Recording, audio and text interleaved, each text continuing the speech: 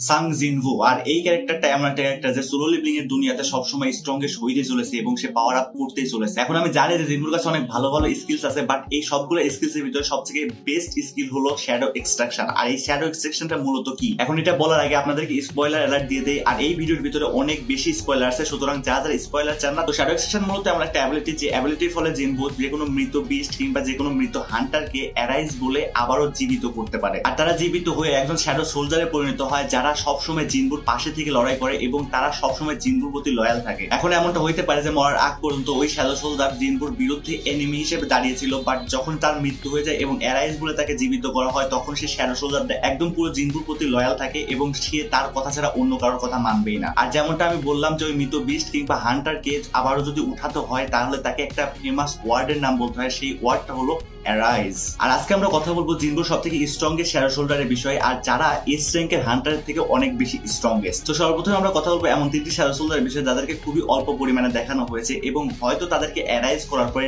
Terminate করে দেওয়া হয়েছে বা তারা নিজেরাই টার্মিনেট হয়ে গেছে। তো সর্বপ্রথমে আসবে মিন গুইং ইউ। আর এই ক্যারেক্টারটা কোরিয়ান এস র্যাঙ্কের হিলার ছিল। আর যখন ফোর্থ জেজু আইল্যান্ড রেডটা হয় ওই টাইমে কিন্তু এই ক্যারেক্টারটা ওইখানে ছিল এবং ওই সময়ে গিয়ে যখন তারা অ্যান্ড কুইনকে হারিয়ে ফেলে এবং ফাইনালি অ্যান্ড কিং আসে ওইখানে, এবং আসার পরে ওইখানে সে লুকিয়ে যে সবাইকে হিল করতেছিল এইটা অ্যান্ড কিং দেখে ফেলে এবং তখন তাকে একদম জাস্ট মেরে ফেলে। এবং ওইখানে কিন্তু পরবর্তীতে আসে আমাদের সাং জিনভু যে অ্যান্ড কিং কে হারায় এবং পরবর্তীতে চাহে ইনকে বাঁচানোর জন্য এই এস র্যাঙ্কের হিলারকে অ্যালাইভ বলে আবারও জীবিত করা হয়। চাহে ইনকে হিল করার পরে এই এস র্যাঙ্কের হিলারকে আবারও শ্যাডো এক্সট্রাকশন টার্মিনেট করে দেওয়া হয়, যেটা জিনভু নিজেই করে। আর এই শ্যাডো এক্সট্রাকশন টার্মিনেট করার একটা উদ্দেশ্য ছিল, সেটা হলো মিন গুইং ইউ সে কিন্তু এই ব্যাটেল টাইটেল পছন্দ করতো না এবং সে অ্যাজ এ ক্যারেক্টার হিসেবে সে কোনো সময় ব্যাটেলে ইনক্লুড হইতো না, বাট এখানে তাকে জোর করে পাঠানো হয়, যার ফলে তাকে অ্যাজ এ রেসপেক্ট হিসেবে তার শ্যাডো এক্সট্রাকশনটা টার্মিনেট করা হয়। আর এখানে যে শ্যাডো আর্মির কথা বলতেছি তার টেম্পোরারি শ্যাডো আর্মি ছিল, অর্থাৎ তারা আসছিল শ্যাডো আর্মি হিসেবে, বাট পরে তাদেরকে টার্মিনেট করে দেওয়া হয়। ওকে, তো দ্বিতীয় নম্বর যে শ্যাডো আর্মি ছিল সে কি ছিল জানেন? Yes brother, and queen. তো ফোর্থ জেজু আইল্যান্ড রেডের পরে ওইখানে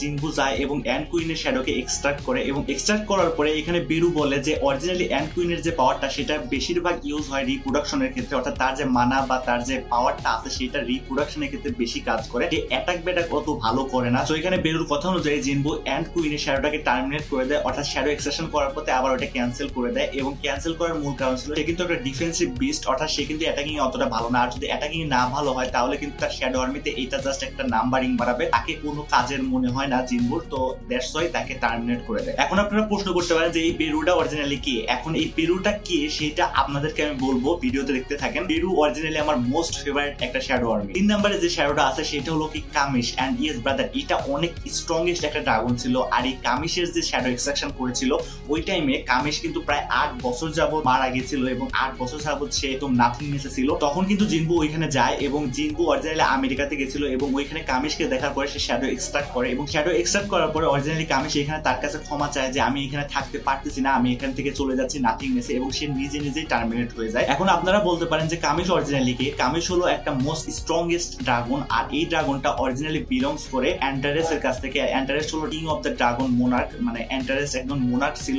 এন্ড ও লিটারালি ভাই অনেক বেশি পাওয়ারফুল ছিল এবং তাকে শ্যাডো মোনার্কের টাইপ বলা হয়, মানে শ্যাডো মোনার্ক, এবং তাকে প্রায় সেম বা তার থেকে স্ট্রংগেস্টও বলা হতে পারে। আর আমেরিকাতে একটা এস র্যাঙ্কের গেট খুলছিল 8 বছর কিংবা 9 বছর আগে। তো ওই টাইমে এই কামিশ কিন্তু ছিল ওই গেটের মানে হেড, মানে বলতে পারেন যে বস টাইপ। তো ওই সময়ে অনেক এস র্যাঙ্ক হান্টার যায়, প্রায় 300 না কত জন এস র্যাঙ্ক হান্টার গিয়ে ওইখানে কামিশকে ডিফিট করতে পারে না, কিন্তু ফাইনালি গিয়ে 4 জন না 5 জন এস র্যাঙ্ক হান্টার যায় এবং অনেক কষ্টের মাধ্যমে কিন্তু এই কামিশকে হারায় এবং ফাইনালি গিয়ে কামিশ কিন্তু এইখানে মানে একদম ডেড বডি টাইপ পড়ে থাকে এবং 8 বছর যাবত ওইটাকে ঘিরেই কিন্তু এই আমেরিকার যে একটা প্রিজনার টাইপ এরকম কিছু ওইখানে তৈরি হয়। আর ওইখানে কিন্তু জিনভু গেছিল অরিজিনালি এখানে কিছু মিটিং টাইপ এমন কিছু করতে। তো ওইখানে গিয়ে যখন কামিশ দেখতে পারে কামিশকে, অরিজিনালি কামিশকে দেখেই তার পছন্দ হয়ে যায় এবং সে তাকে শ্যাডো এক্সট্রাক্টের জন্য হুকুম দেয় এবং তার শ্যাডোটা এক্সট্রাক্ট হয়, বাট পরবর্তীতে সে নিজে থেকে নাথিংনেসে চলে যায়। আর যদি এই কামিশ জিনভুর শ্যাডো আর্মিতে থাকতো হয়তো সে সেকেন্ড স্ট্রংগেস্ট একটা শ্যাডো আর্মি হইতো, বাট এর উপরেও একজন আছে ভাই। ইয়েস ভাই, এর উপরেও একজন আসে, বলবো এই ভিডিওর সাথে থাকেন। আর এর সাথে শেষ হচ্ছে আমাদের টেম্পোরারি 3টা শ্যাডো আর্মির কথা। তো টেম্পোরারি বলতে তারা কিন্তু একাই টার্মিনেট হয়ে গেছে বা কিছুকে টার্মিনেট করে দেওয়া হয়েছে। তো এখন কথা বলবো টপ স্ট্রংগেস্ট শ্যাডো আর্মির কথা, যারা এখনো বর্তমানে জিনভুর শ্যাডো আর্মিতে আছে এবং তারা কিন্তু এই কামিশের থেকে অনেক বেশি স্ট্রংগেস্ট আছে। এন্ড কামিশকে যেহেতু 2 নম্বরে বলছে তো ফার্স্ট নাম্বারে তো একজন থাকবে। সো স্ট্রংগেস্ট শ্যাডো আর্মিতে যাওয়ার পূর্বে একটা কথা বলে নেই, সেই জিনিসটা হলো কি যে এই শ্যাডো আর্মি গুলো যারা আছে তারা কিন্তু আগের যে পাওয়ার, অর্থাৎ তারা মৃত্যুর আগে যে পাওয়ার গুলো বিলংস করতো তাদেরকে, সেই পাওয়ার গুলো কিন্তু শ্যাডো আর্মি হওয়ার পরেও থাকে কাইন্ড অফ। এন্ড তারা কিন্তু একদম পার্মানেন্টলি ডেড হইতে পারে না। এন্ড পার্মানেন্টলি ডেড না হয়ে তারা কিন্তু ইউজারের মনা, অর্থাৎ জিনবুর মানা ইউজ করে সে আবার রিজেনারেট করতে পারে এবং আবারও সে ফাইটে যাইতে পারে। আর তার সাথে আরেকটা জিনিস হলো কি, এমন কিছু বিংস আছে যারা কিন্তু অরিজিনালি এই শ্যাডো আর্মি গুলোকে একদম পার্মানেন্টলি টার্মিনেট করে দিতে পারে, মানে পার্মানেন্টলি মেরে ফেলতে পারে। তাদের ভিতরে একজন হলো রাইকেন, অ্যান্ডারেস, এইগুলা। আর এরা কিন্তু অরিজিনালি একজন মোনার্ক এন্ড সবচেয়ে স্ট্রংগেস্ট মোনার্কের ভিতর বলা হয়। আর এই স্ট্রংগেস্ট শ্যাডো আর্মির ভিতরে যারা সব থেকে বেশি স্ট্রংগেস্ট, অর্থাৎ টপ 1 2 3 তে বিলংস করে, তারা কিন্তু অরিজিনালি জিনবুর সাথে কথাও বলতে পারে এবং তাদের র্যাঙ্কটা কিন্তু অরিজিনালি বাড়তে থাকে জিনবুর মতো। যদি এস র্যাঙ্কের অরিজিনালি সে থাকে এবং এস র্যাঙ্ক থেকে সে আরো উপরেও যাইতে পারে, লাইক যে কোনো ইন্টারন্যাশনাল হান্টারকেও কিন্তু তারা ইজিলি ডিফিট করে দিতে পারে এবং তাদের কিন্তু লেভেল আপটা থামে না জিনবুর মতো। আর এই শ্যাডো আর্মি গুলোকে কিন্তু অন্যর ভিতরে লুকায়ও রাখা যায়, অর্থাৎ জিনবু যদি চায় যে আমি ওর ভিতরে লুকায় রাখবো একটা শ্যাডো আর্মি, তো ওইখানে কিন্তু সে লুকায় রাখতে পারে। যেমনটা আমরা মানবার ভিতর দেখেছিলাম যে ওইখানে তার বোনের কাছে একটা শ্যাডো আর্মি রাখছিল এবং তার সাথে জেজু আইল্যান্ড যখন রেড হয় তখন ওই টাইমটাকে কিন্তু ওইখানেও একটা শ্যাডো আর্মি প্রেজেন্ট ছিল। এন্ড শ্যাডো আর্মির মাধ্যমে কিন্তু জিনবু সকল খবরাখবর রাখে এবং সেই খবরগুলো কিন্তু জিনবুর কাছে চলে আসে, সে যত দূরেই হোক না কেন ভাই। জিনবু ওই শ্যাডো আর্মির মধ্যে দিয়ে সে কিন্তু এক্সচেঞ্জ করে ওই প্লেসে ইনস্ট্যান্ট চলে যেতে পারে এবং বুঝতে পারতেছেন এই শ্যাডো আর্মির ব্যবহার কতটুকু হতে পারে। আর যারা যারা মানবাটা রিড করছে তারা কিন্তু অরিজিনালি জানে যে এই যে সুইচ করা, মানে প্লেস সুইচ করা জিনবুর মাধ্যমে, তো এই সুইচ করার জন্য একটা মোস্ট হাইপ ওয়ার্ড আছে, সেই ওয়ার্ডটা হলো এক্সচেঞ্জ। ইয়েস ব্রাদার, এই এক্সচেঞ্জ বলার সাথে সাথে কিন্তু জিনবু সুইচ করতে পারে ওই শ্যাডো আর্মির সাথে নিজেকে, এন্ড ওইখানে কিন্তু সে ইনস্ট্যান্ট পৌঁছে যাবে। তো যেমনটা আমি বলেছিলাম যে এই শ্যাডো আর্মিরও কিন্তু কিছু গ্রেড থাকে এবং এই গ্রেডের বিবেচনায় তাদেরকে কিন্তু স্ট্রংগেস্ট বলা হয়। এবং সর্বপ্রথমে যে গ্রেডটা আছে সেটা হলো কি বেসিক গ্রেড, এবং তার সাথে নর্মাল গ্রেড, এবং তারপরে ইলিট গ্রেড, এবং তারপরে আসে কিং নাইট গ্রেড, এবং তার সাথে আসে ইলিট গ্রেড। ওকে, ইলিট কিং নাইট গ্রেড। ওকে, এবং তারপরে আছে কমান্ডার বা জেনারেল গ্রেড, এবং তার সাথে মার্শাল বা কমান্ডার গ্রেড, এবং finally grand marshal, the most strongest grade. আর এখানে প্রত্যেকটা গ্রেডের শ্যাডো আর্মি কিন্তু আগের র্যাঙ্কের থেকে অনেক বেশি স্ট্রংগেস্ট হয়, অর্থাৎ বলতে পারেন যে বেসিক গ্রেডের থেকে নর্মাল গ্রেড একটু বেশি স্ট্রংগেস্ট, এবং তারপরে আস্তে আস্তে তার র্যাঙ্কিং যত বাড়বে ঠিক তার পাওয়ারটাও কিন্তু তত বাড়তে থাকবে। আর এইখানে ইলিট কিং নাইট যে গ্রেডটা আছে, এই গ্রেড কিন্তু যে কোনো এস র্যাঙ্ক হান্টারকেও ডিফিট করতে পারে, এন্ড এটা অনেক ক্রেজি ব্রাদার, কারণ ইলিট কিং নাইট গ্রেডে অনেক বেশি শ্যাডো আর্মি আছে যারা এস র্যাঙ্কের হান্টারের থেকে অনেক বেশি পাওয়ারফুল বলেও বলা যায়। আর এখানে যে গ্র্যান্ড মার্শাল পজিশনটা আছে সে কিন্তু যে কোনো একজন শ্যাডো আর্মি হতে পারে, আর সেই শ্যাডো আর্মি কিন্তু এই পুরো আর্মিকে পরিচালনা করে এবং সে কিন্তু সব থেকে স্ট্রংগেস্ট বলা যায় এই শ্যাডো আর্মির ভিতরে। তো এখন কথা বলি জিনবুর টপ 10 স্ট্রংগেস্ট পার্মানেন্ট শ্যাডোর বিষয়। Yes brother, not temporary, is permanent. আর সেইগুলো কিন্তু এখনো বর্তমানে জিনবুর শ্যাডো আর্মিতে আছে। তো সবার প্রথমে কথা বলি শ্যাডো জায়ান্টের বিষয়ে। এন্ড এই শ্যাডো জায়ান্ট গুলা কিন্তু টোকিওতে একটা এস র্যাঙ্কের গেট খুলছিল, এন্ড সেই এস র্যাঙ্কের গেটের ভিতরে এই শ্যাডো জায়ান্ট গুলোকে পাওয়া যায় এবং এরা সর্বমোট 28 জন ছিল ভাই। এন্ড এদের স্পেসিফিক্যালি কোনো নাম রাখা হয় নাই, শুধুমাত্র জিনবু 1 2 3 4 এরকম 28 পর্যন্ত নাম রেখে দিয়েছে, মানে 1 2 র্যাঙ্কিংই তাদের নাম। ওকে, আর এখানে যেহেতু এই শ্যাডো জায়ান্ট গুলাকে একটা এস র্যাঙ্কের গেটে পাওয়া গেছিল, সুতরাং তারা কিন্তু অনেক বেশি স্ট্রংগেস্ট এবং যে কোনো একটা জায়ান্ট, শুধুমাত্র যে কোনো একটা জায়ান্ট যে কোনো এস র্যাঙ্কের হান্টারকে ইজিলি ক্যাপচার করতে পারে ভাই। মানে তারা কতটুকু পাওয়ারফুল ইজিলি আপনি বুঝতে পারতেছেন। এন্ড এরা কিন্তু অরিজিনালি 28 জন ছিল, মানে 1 2 জন না ভাই, 28 জন, মানে 28টা কিন্তু এস র্যাঙ্কের হান্টার জিনবুর শ্যাডো আর্মিতে আছে। জাস্ট একটা ধারণা দিলাম আর কি। তো নেক্সটে আছে ইগ্রিস। আর ইগ্রিস কিন্তু অরিজিনালি শ্যাডো মোনার্কের একজন আর্মি ছিল, এন্ড শ্যাডো আর্মি ছিল। ইয়েস ব্রাদার, আর ইগ্রিসের কাজ ছিল এখানে জিনবুকে খুব ভালোভাবে টেস্ট করা, এন্ড টেস্ট করার মাধ্যমে সে অরিজিনালি জানতে চাচ্ছিল জিনবু এই পাওয়ারের ক্যাপাবিলিটি রাখে কিনা এবং জিনবু অরিজিনালি শ্যাডো মোনার্কের সকল পাওয়ার হোল্ড করতে পারবে কিনা। সেই জিনিসটার জন্যই কিন্তু জিনবু একটা এমটি থ্রোনকে প্রোটেক্ট করতেছিল এবং আমরা কিন্তু এটা অ্যানিমের ভিতরে খুব ভালোভাবে দেখতে পারছিলাম যেখানে ইগ্রিস কি পরিমাণে ফাইট করে জিনবুর সাথে। এন্ড যদিও এখানে প্লট আর্মর না থাকতো তাহলে ইজিলি এখানে জিনবুকে ডিফিট করে দিত ইগ্রিস। আর আরেকটা বিষয় হলো কি, ইগ্রিস যদি ওখানে তার শর্টটা নিয়ে ফাইট করতো তাহলে জিনবুর এখানে কোনো চান্স ছিল না ইগ্রিসকে হারানো, সে কিন্তু শর্ট ছাড়াই ফাইট করছিল ভাই। আর জিনবু যখন ইগ্রিসকে একদম পুরো মেরে দিয়েছিল এবং তারপরে তার শ্যাডোটা এক্সট্রাক্ট করেছিল, ওই টাইমে কিন্তু ইগ্রিস ইলিট কিং নাইটে এমন ছিল এবং শেষ পর্যন্ত যখন জিনবু সরাসরি একদম শ্যাডো মোনার্কে পরিণত হয়, ওই টাইমে কিন্তু ইগ্রিসের র্যাঙ্ক ছিল marshal rank, and the second highest rank brother. And বুঝতে পারতেছেন যে ইগ্রিসের পাওয়ারটা কতটুকু হইতে পারে। আর এছাড়াও ইগ্রিসের একটা স্কিল আছে, সেটা হলো টেলিকাইনেসিস, এন্ড সেই স্কিলের মাধ্যমে সে কিন্তু দূরের জিনিসকে ম্যানিপুলেট করতে পারে, অর্থাৎ তার দিকে আকর্ষণ করতে পারে, লাইক থরের হ্যামার এমন কিছু। সো এই পাওয়ারটা ইউজ করে কিন্তু অরিজিনালি জিনবু তার ডিগার বা শর্ট বলতে পারেন ওই জিনিসটা কিন্তু দূরের থেকে কন্ট্রোল করতে পারে এবং এইটার ব্যবহার কিন্তু আমরা খুব ভালোভাবে দেখছি সিজন 2 এর এপিসোড নাম্বার 2 তে যত সম্ভব দেখবো। ওকে, মুভিতে খুব ভালোভাবে দেখানো হয়েছে। সো এরপরে যে শ্যাডোটা আছে সেটা হলো ট্যাঙ্ক। আর এই ট্যাঙ্কে কিন্তু পেয়েছিল রেড গেট ইনসিডেন্টস এর ভিতরে। আপনারা কিন্তু অরিজিনালি এখন পর্যন্ত দেখে ফেলছেন সিজন 2 এর এপিসোড নাম্বার 1 এর রেড গেট ইনসিডেন্টে। আর এখানে কিন্তু জিনবু আইস বিয়ারের যে লিডার সে তাকে মেরে দেয় এবং মারার পরে এখানে অরিজিনালি আইস বিয়ারের লিডার লিডার কি জিনবো মারছিল না ইগ্রিস মারছিল? ইয়েস ব্রাদার, ইগ্রিস মারছিল। এন্ড ইগ্রিস যখন তাকে মেরে ফেলে তখন তার শ্যাডোটাকে কিন্তু জিনবো এক্সট্রাক্ট করে নেয় এবং তার নাম রাখে ট্যাঙ্ক। ইয়েস ব্রাদার, সে ইচ্ছা করলে কিন্তু নাম রাখতে পারে এন্ড তার কাছে অপশনও আছে যে তুমি কোনো নাম রাখতে চাচ্ছ কিনা। তো এখানে কিন্তু জিনবো তার নামটা রাখে ট্যাঙ্ক। ট্যাঙ্কের র্যাঙ্ক কিন্তু সর্বপ্রথমে ছিল ইলিট নাইটের, এন্ড ইলিট নাইটের পরে সে কিন্তু অরিজিনালি পরে এসে ইলিট কিং নাইটে চলে আসে, অর্থাৎ তার কিন্তু লেভেল আপ হইতে থাকতেছিল এবং জিনবো যতটা লেভেল আপ হবে তার শ্যাডো আর্মি গুলাও কিন্তু ততটা লেভেল আপ হবে এবং এক্সপিরিয়েন্সও গ্যাদার করবে। সুতরাং তার যে র্যাঙ্কটা ছিল সেটা কিন্তু থার্ড স্ট্রংগেস্ট র্যাঙ্ক চলে আসে। তো এরপরে যে শ্যাডো আর্মি আছে সে হলো আয়রন। এন্ড ইয়েস ব্রাদার, এই রেড গেট ইনসিডেন্সের ভিতরে কিন্তু এই আয়রনকেও জিনবো এক্সট্রাক্ট করে শ্যাডো আর্মি হিসেবে।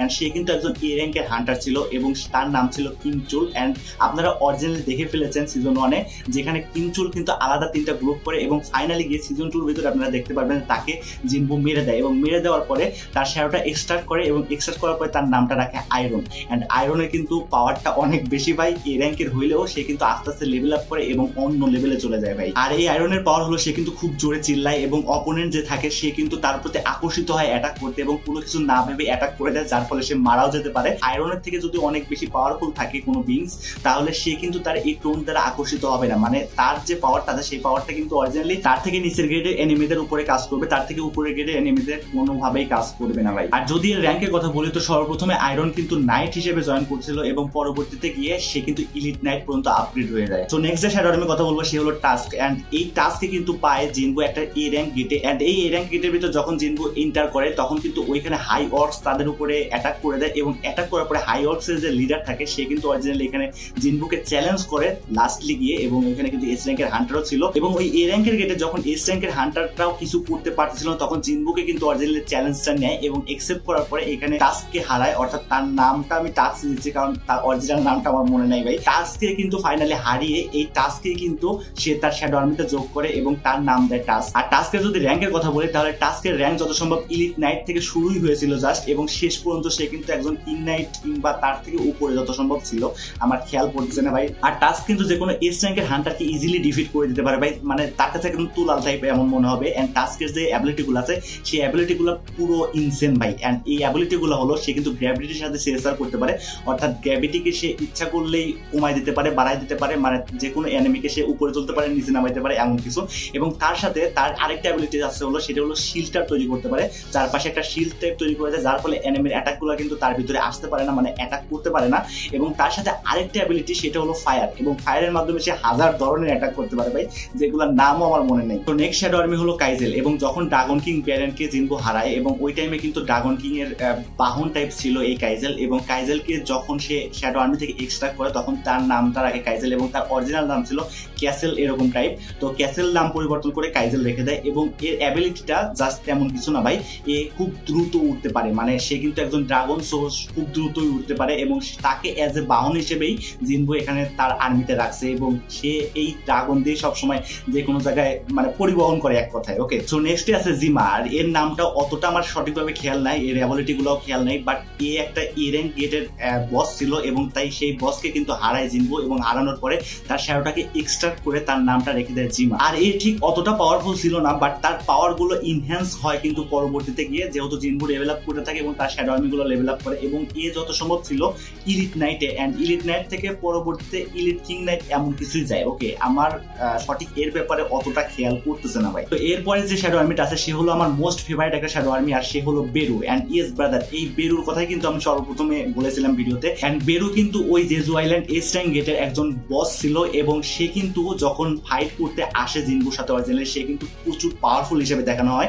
ইভেন সে কিন্তু একটা এস র্যাঙ্কের হান্টার চাহে তাকে কিন্তু মর্টালি ইনজুর করে ফেলে এবং এস র্যাঙ্কের হিলারকে মেরে ফেলে। এবং ওইখানে কিন্তু এস র্যাঙ্কের হান্টার কম ছিল না ভাই, সকল এস র্যাঙ্কের হান্টারকে বেরু জাস্ট ওয়ান হ্যান্ডেডলি হ্যান্ডেল করতেছিল। এন্ড সত্য কথা বলতে বেরুর পাওয়ারটা যখন আপনারা অ্যানিমেশন দেখবেন ওইটা আপনার গা শিউরে উঠতে বাধ্য করাবে। এন্ড সত্য কথা বলতে ওইখানে বেরু যতটুকু পাওয়ারফুল ছিল ওইখানে সকল হান্টারও মনে হয় অতটুকু পাওয়ারফুল ছিল না। কিন্তু ফাইনালি যখন এই জিনিসটা জানতে পারে জিনবো এবং তার শ্যাডো আর্মির সাথে সে এক্সচেঞ্জ করে আসে এবং এক্সচেঞ্জ করে আসে বেরুর সাথে ফাইট করে। এন্ড বেরু বলেছিল সর্বপ্রথমে যে are you the king of hitman, and say originally বলতে চাচ্ছিল যে আমি কিংকে মারবো, কিং কই, কিং কই। এবং এই কিংকে কিন্তু পরবর্তীতে মারতে এসে বেরু নিজেই মারা যায় এবং ফাইনালি তার শ্যাডোটা এক্সট্রাক্ট করে জিনবো এবং জিনবো এক্সট্রাক্ট করার পরে তার নাম রেখে দেয় বেরু।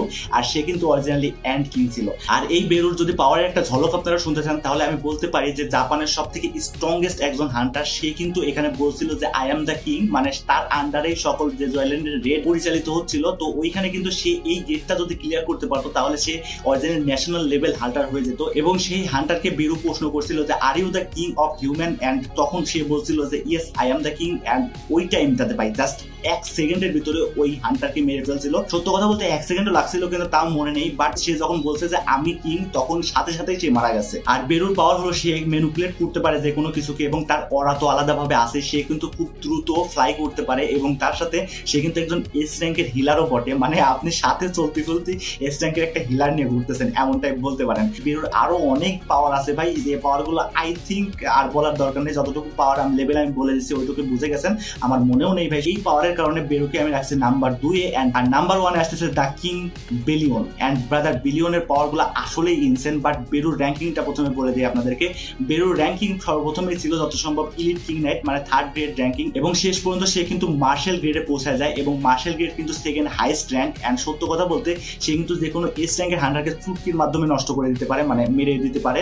আর আরেকটা বিষয় হলো কি, সে যে কোনো ইন্টারন্যাশনাল হান্টারকেও জাস্ট নো টাইমের ভিতরে, কোনো কথা নাই ভাই, 1 সেকেন্ডের ভিতরে হারাই দিবে আমার যতটুকু মনে হয়, কারণ তার পাওয়ার লেভেলটাই এতটুকু ভাই। আচ্ছা, নেক্সট যে শ্যাডো আর্মি আছে সে হলো গ্রিড। আর গ্রিডের কিন্তু পাওয়ার ইনসেন, কারণ তার স্টোরিটাও অনেক ইনসেন ব্রাদার। বিকজ অফ সে কিন্তু বদলা নিয়ে এসে সে নিজেই একজন লয়াল পার্সন হয়ে যায় জিনবুর। বিকজ অফ সিজন 1 এ কিন্তু আপনারা দেখছিলেন যে একটা সি লেভেলের গেটে ওইখানে কিন্তু জিনবু যায় এবং ওইখানে কিন্তু সে অরিজিনালি ই র্যাঙ্ক হান্টার ছিল এবং ওইখানে গিয়ে একজন সি গ্রেডের ক্যাপ্টেনকে সে কিন্তু হারায় দেয়। এবং ওই সি গ্রেডের ক্যাপ্টেন যে ছিল তার ভাই ছিল অরিজিনালি হলো এই গ্রিড, এবং তার নামটা ছিল ডংসু। এবং এই ডংসু কিন্তু অরিজিনালি এস লেভেলের একজন হান্টার ছিল। এবং এই এস লেভেলের হান্টার যখন তার ভাইয়ের বদলা জিনবুর কাছ থেকে নিতে আসে তখন জিনবু তাকে মেরে দেয় এবং মেরে দেওয়ার পরে তাকে তার শ্যাডো আর্মিতে অ্যাড করে এন্ড তার নাম দেয় গ্রিড। এন্ড গ্রিডের পাওয়ার ভাই ইনসেন। আর গ্রিড যত সম্ভব আমার মনে আছে কমান্ডার লেভেল থেকে শুরু করছিল এবং ফাইনালি গিয়ে সে কিন্তু মার্শাল লেভেল পর্যন্ত চলে আসে। এন্ড গ্রিডের পাওয়ারটা কতটুকু সেই জিনিসটা কিন্তু আপনারা বুঝতেই পারতেছেন। Okay, so finally number 1। And number 1 এ আছে হলো বিলিয়ন। এন্ড একটা কথা কি, যে বিলিয়ন কিন্তু অরিজিনালি জিনবুর শ্যাডো এক্সট্রাকশন আর্মি না, অর্থাৎ জিনবু তাকে কিন্তু এক্সট্রাক্ট করেনি। সে কিন্তু অরিজিনালি ছিল আমাদের শ্যাডো মোনার্কের একজন আর্মি এবং তার গ্রেড সে কিন্তু সর্বপ্রথম থেকে গ্র্যান্ড মার্শালই ছিল এবং সেই কিন্তু একজন কমান্ডার ছিল, অর্থাৎ সকল আর্মিকে সে পরিচালনা করতো। এবং ফাইনালি জিনবু যখন সরাসরি শ্যাডো মোনার্কে পরিণত হয় এবং তার সকল পাওয়ার ইনহ্যান্স করতে শুরু করে, ওই টাইমটাতে গিয়ে এখানে শ্যাডো আর্মি যত কিছু ছিল, মানে আমাদের অরিজিনাল শ্যাডো মোনার্কের যত আর্মি ছিল সবগুলো কিন্তু চলে আসে আমাদের নতুন শ্যাডো মোনার্কের কাছে এবং সে হলো নান আদার দেন জিনবু। এন্ড জিনবুর কাছে কিন্তু এই বিলিয়নও ফাইনালি আসে। এন্ড বিলিয়ন কতটুকু পাওয়ারফুল ছিল সেই সম্বন্ধে যদি জাস্ট একটা ছোট্ট ধারণা দেয় আপনাদেরকে, বেরু কিন্তু অরিজিনালি বিলিয়নকে চ্যালেঞ্জ করে এবং সে বলে যে বেরু অরিজিনালি বিলিয়নের থেকে বেশি পাওয়ারফুল। ওই টাইমে বেরু এবং বিলিয়নের ভিতরে একটা ফাইট হয়। এই ফাইটের ভিতরে ভাই জাস্ট বেরুকে এক সিঙ্গেল অ্যাটাকে, ভাই একটা সিঙ্গেল অ্যাটাকে বেরুকে জাস্ট হারায় দেয় বিলিয়ন। তার মানে বুঝতে পারতেছেন যে বিলিয়ন অরিজিনালি কতটুকু পাওয়ারফুল। অ্যান্ড সে যে কোনো মোনার্কের সাথে ফাইট করতে গেলেও I think the most incredible fight একমাত্র এই বিলিয়নই দিতে পারবে, কারণ মোনার্কগুলা কিন্তু অনেক বেশি পাওয়ারফুল হয়, সেই জিনিসগুলো কিন্তু আপনারা জানেন। এবং সে কিন্তু এস র্যাঙ্কের হান্টারকে জাস্ট কোনো গুনতির ভিতরেই রাখবে না এবং ইন্টারন্যাশনাল হান্টার তো ভাই অনেক দূরেই থাকে, সে তার কাছেই যাইতে পারবে না আই থিঙ্ক সো। সো আপনারা অরিজিনালি বুঝে গেছেন যে এই বিলিয়নের পাওয়ারটুকু কতটুকু হইতে পারে এবং সে গ্র্যান্ড মার্শালই আছে। এন্ড তার উপরে তো কোনো র্যাঙ্ক নেই, সুতরাং তার উপরে যদি কোনো র্যাঙ্ক থাকতো বিলিয়নকে হয়তো তার উপরে রাখতাম। বাট অরিজিনালি আমাদের মানবার ভিতরে সে গ্র্যান্ড মার্শালই ছিল এবং সেই সকল আর্মিকে পরিচালনা করতো। তো বুঝতে পারতেছেন billion the king of the shadow army. And এর সাথে শেষ হচ্ছে আমাদের এই ভিডিওটা। তো ভিডিওটা যদি ভালো লাগে, একটু হেল্পফুল হয়ে থাকে, তাহলে অবশ্যই আমাদের চ্যানেলটিকে সাবস্ক্রাইব করবেন। ভিডিওটা কেমন লাগছে অবশ্যই কমেন্ট সেকশনে জানাবেন। সো দেখা হচ্ছে পরবর্তী কোনো ভিডিওতে। এন্ড এই ভিডিওটা ভাই 1 ঘন্টা যাবত বানাচ্ছি, আমার আর ধৈর্য নেই ভাই, এখন আবার এডিট করতে হবে। সো টাটা বাই বাই, আল্লাহ হাফেজ গাইস, সি ইউ অ্যাগেইন।